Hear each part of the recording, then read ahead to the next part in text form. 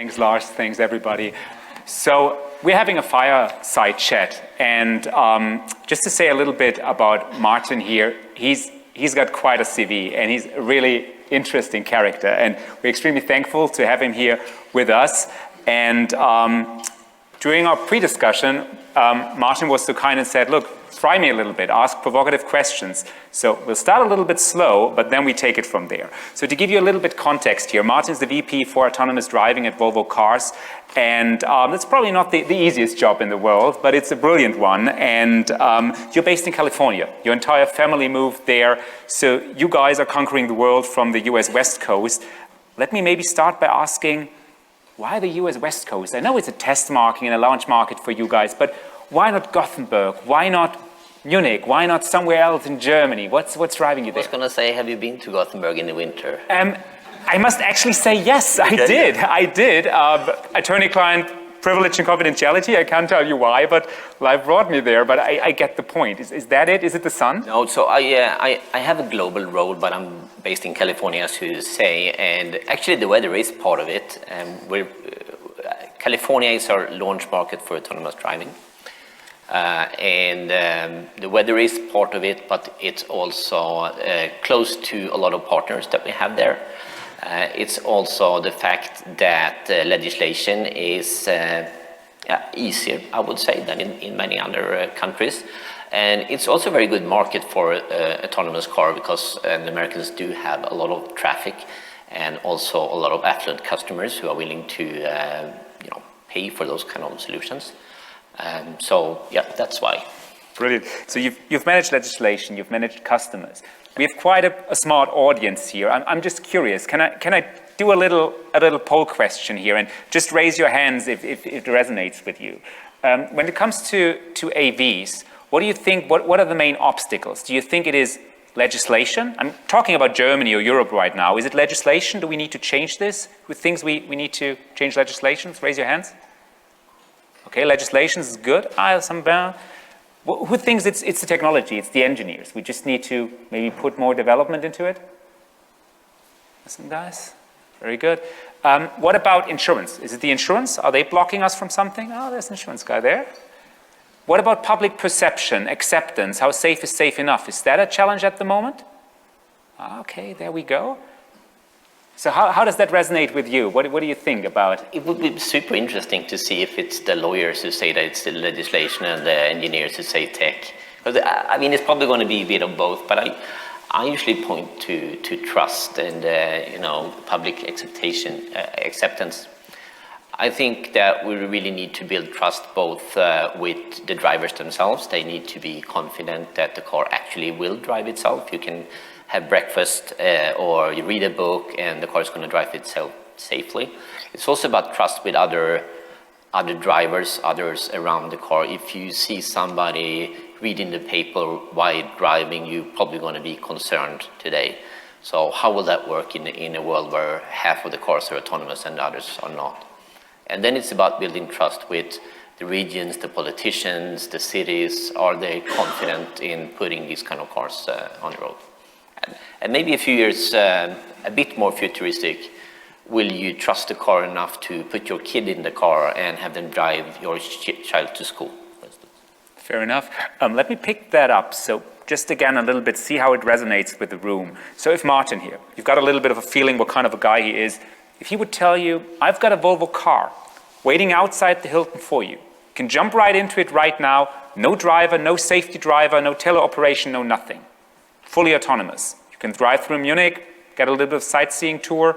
Would you do it? Hands up for those who would. I would trust you, Martin. Thanks for the trust. I mean, maybe you had the audience at Volvo, because of course the safety, I mean, we're all about the safety brand, and that's part of our NDA and, or a DNA, sorry. And the reason why we are doing autonomous driving, it is really part of a three-step strategy that we have towards zero collision. So we will build a car that is uncrashable, unscratchable, and unsupervised. And of course, we know that today that a lot of people die, unfortunately, in traffic every year. Building an uncrashable car is one step towards that. And then we also know that most accidents are caused by human error. So taking the human out of the loop is going to create a safer car. Of course, autonomous driving is not just about safety, it's also about convenience. Can we give you a bit of time back? Can we, instead of being stuck in traffic, can we give you 20 minutes every day on your driving to work, so you can spend those 15 or 20 minutes having breakfast with your kid, for instance, and you can prepare for that morning meeting during your drive instead of rushing off to work. Yeah. So let me try to be a little bit more provocative. You just said zero collision, uncrashable, unscratchable. I mean, I'm a lawyer. I'll defend you to the end of the world and back, and that's okay for me. But I mean, aren't we overselling it? I mean, the moment you go out there and you're like, zero accidents, uncrashable, go and buy a Volvo. And we're not just giving you 20 minutes of your time back, we actually make you invincible. I think that, I mean, we can't control everything, of course. And there might be, I mean, if you look at the kind of tests that we're doing, and not just Volvo, but the car industry in general, going out, test driving on the different roads, there are so many different scenarios that you run into. So there's no way that we can control everything, but we can certainly get you very close to that point, yes. So talking about how do we get close to this point, and I mean, there's the hardware, but there's also the software. Again, a little bit of a provocative one. I mean, Volvo Cars and many others, also many German OEMs, I would personally describe as traditional OEMs. A lot of new market entrants. We know them, it's the Teslas, it can be the Waymos, it's the Mobileye's. Some companies, and I'm not saying that it's true, it's just that a lot of people perceive as being more of a tech or more of a software company. I mean, what's your view of looking at this? Is Volvo Cars now a software company? Is it up to the challenge to take on Google and Waymo and Alphabet and you name it? Yeah, I think that is a very good question. I'm a software engineer by training. I've worked in the mobile industry with content, with connectivity, connected cars, and so on and so forth. And I think that this is probably, I mean, if you look at the car industry, I worked 11 years in the car industry as well. This is probably the most exciting time to be working in automotive and to be part of this crowd, right? I mean, it's super challenging, but it's also a lot of opportunity. And certainly when we move to having a vehicle that is defined mostly by hardware to talking about software-driven value creation, where more and more of the value in the car comes from software versus hardware. You can kind of take two different approaches. Either you say that, okay, as a car industry, we're integrators, we're super good at taking hardware from different suppliers and building that into one vehicle and selling that. So since we're so good at that, then we're going to have the same approach with software. So now we're going to take software pieces and build that into one thing. So that's one approach, and I think many of the incumbents OEMs is taking that approach. And then you have I'm going to call it the Tesla approach. Then the other approach is to say that, okay, software is so complex, so the only way that we can build this with quality and certainty is that we're going to control the entire vertical stack. So we're going to write all our software ourselves. It's going to be the brake system to the autonomous driving to the infotainment system. From a Volvo perspective, we're actually taking a third approach. So we're working with partners when it comes to this, and truly working with partners. So, and we've been very successful, I think, in infotainment. We're working with Google and also Apple. And we're doing the same thing when it comes to autonomous driving. So instead of sitting down with these companies and say, okay, here's a specification of what we want, we say, okay, we want to build the safest vehicle in the world. How can we make that happen together? And some of the, the role split, who builds what, some of the IP, that can maybe come later. We can figure that out later. We can work together to build something that is better than we could do by working as a buyer-supplier kind of setup. Love it. So we were talking about the software side now for a couple of minutes. What about the hardware side? Let me pitch you that one. As probably most in the room or all of them know, Elon Musk was one of the guys who said, like, look, we don't need LiDAR, we probably don't need radar. Yeah. Humans have eyes, our cars have cameras. A as far as I know, you and your team, you're fully convinced that LiDAR is the future, and it's part of your. How do you see this? Yeah, we're making on our new upcoming SUV that we haven't announced the name yet, but it's the successor to XC90 that will come with LiDAR standard. It will actually come with all the hardware required for autonomous driving standard. And we sometimes get these questions on, well, what about, do we really need a LiDAR or a radar? Humans can drive with just eyes, but actually it's pretty easy to trick a human with eyes. I mean, you could see in any card trick or magician, right? It's not that hard. And it's the same thing with the car. It's actually not super difficult to trick the car into seeing, misreading a sign or lane markings or anything like that. So is LiDAR then a silver bullet? No, it's not. But adding more sensors reduce the risk of being fooled, basically. If I'm going to show you a card trick, maybe I can fool you. But if you also allowed to actually hold on to the card, so we add one more sensor, it's going to be a lot harder to trick you. I see. Thanks for sharing this with us, Martin. I'd say we're already a little bit over time, but we still have roughly 9 minutes on our clock. If that's all right, you're still with us. So far, you've ignored lunch. I'd open up a little bit to this group. Who wants to give it a try and ask Martin a question but me? Volunteers? Here's the mic. Gentleman in the back.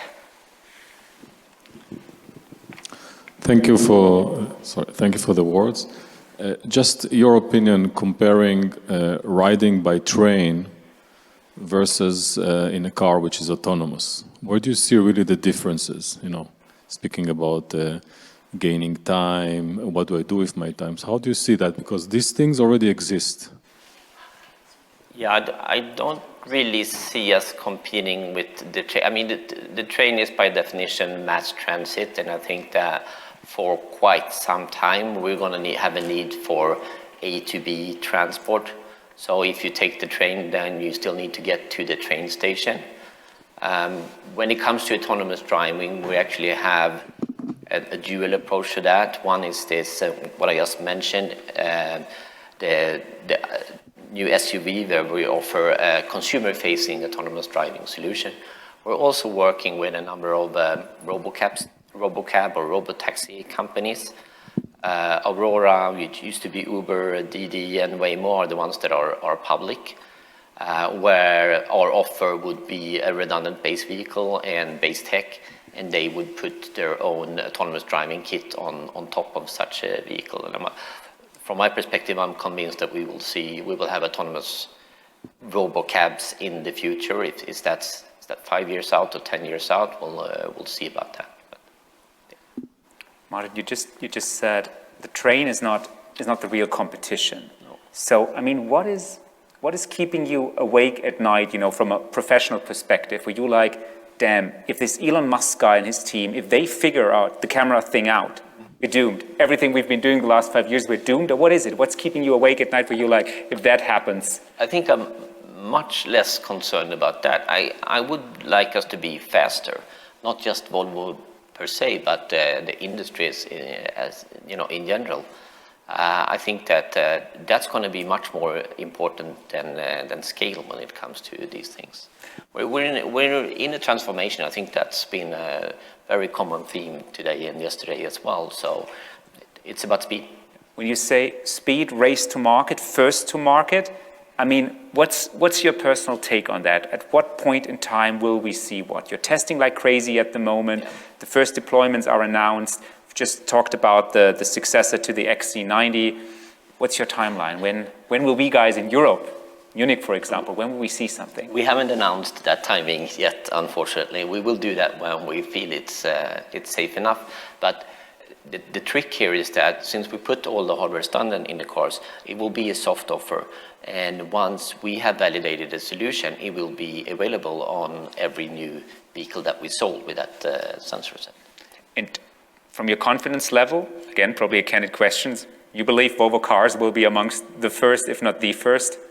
Absolutely, yes. Good to hear that. Any other questions from the audience? I just hijacked the train question. There we go. Hello, Mark Lang.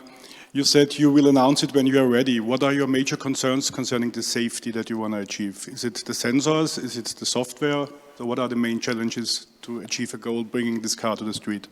I would say all of the above. It's not the individual components because those are fairly easy to validate. It's the complete setup, and roads and driving conditions are different in every country and every market. That's why we don't want to build like one worldwide solution. We want to validate that per market. What we will do, that's also part of the plan here, that since all cars have the hardware, we can do gradle launch, we can do collect data from customer vehicles and use that to build confidence. Picking up on that one, I mean, at the moment, you're US West Coast based, you're collecting a lot of data there. What are your biggest takeaways at the moment, where you say, like, this is what we've learned, what I personally have learned the last year or two that either blew me away or that confirmed something where I've said, it's got to be like that. I've been telling people for years and now we've validated this. I don't know if it's a surprise, but I think that the driving style, driving behavior is so different in different parts of the country. Munich's awful, right? I'm not going to comment on that, but I think that, how do you drive? Like in the US, in most states, it's actually legal to pass on the right. I mean, don't try that on the Autobahn, right? So it's different. There's this concept about the Pittsburgh left. So in Pittsburgh, you know what I'm talking about.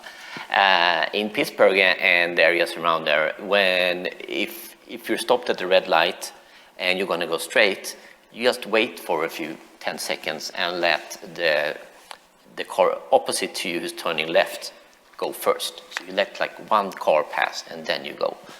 It's not in any other legislation. So how do you teach a car that that's the proper way to behave? Or don't you do that? Don't you just follow legislation and then people are going to honk at you for sure if you do that? We've got the very famous Reißverschlussverfahren here in Germany. I know hardly any other country in the world does it, although we believe it's the fairest thing ever. We can chat about that at lunch. I think we have another 2-ish minutes on the clock.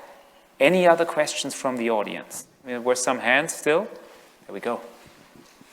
Hi, Fritz Guck. You mentioned that there will be the launch of the new XC90 very soon, and it will be equipped with LiDAR sensors. Can you give us some insights into what kind of ADAS or autonomous driving capabilities are to be expected?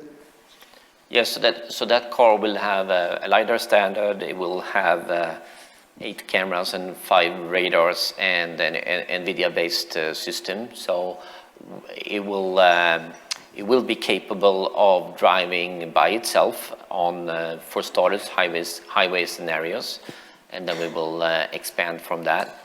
So it will be an unsupervised solution. So you can eat breakfast, you can read a book, you don't have to keep your hands on the steering wheel, you don't have to keep your eyes on the road. The car is going to drive itself. Martin, you just did something really interesting, and I know we talked about that earlier for a second. You don't like the term L4 or talk about the Ls, the SAE standards. No. Why is that? Why do you like avoiding that? I think that we, as an industry, have destroyed this nomenclature, unfortunately. I much rather give that answer to say that, okay, describe to the customer what is it that it's going to do. If I say L2 and then it's, well, L2 plus or L2 plus plus, or is it L3? It doesn't really mean anything anymore. And I think I think we're Volvo probably guilty to this as well, talking about semi-autonomous or fully self-driving, and the systems clearly aren't. So let me dig a little bit deeper there. So how do you make sure that we are not over or underselling to the customer? How do I mean, Volvos are extremely popular cars around here, and the XC90 successor will be a success. So how do you tell people what's the plan? I think that's tricky, and I think we started this talking about trust as one of the challenges. Over trust is another challenge that we see in the industry, that there's a risk that the customer trusts the car beyond its capabilities, and then it can actually have very negative effects. So tricky. Yeah. Fair enough. So I think time-wise, we're good. You've now more than earned your lunch. If you want to continue the conversation, Martin and I will still be around. We'll probably hang around the lunch area close to the Hogan Lovells booth that is at the end of the lunch table. And thank you all very much and have a nice day.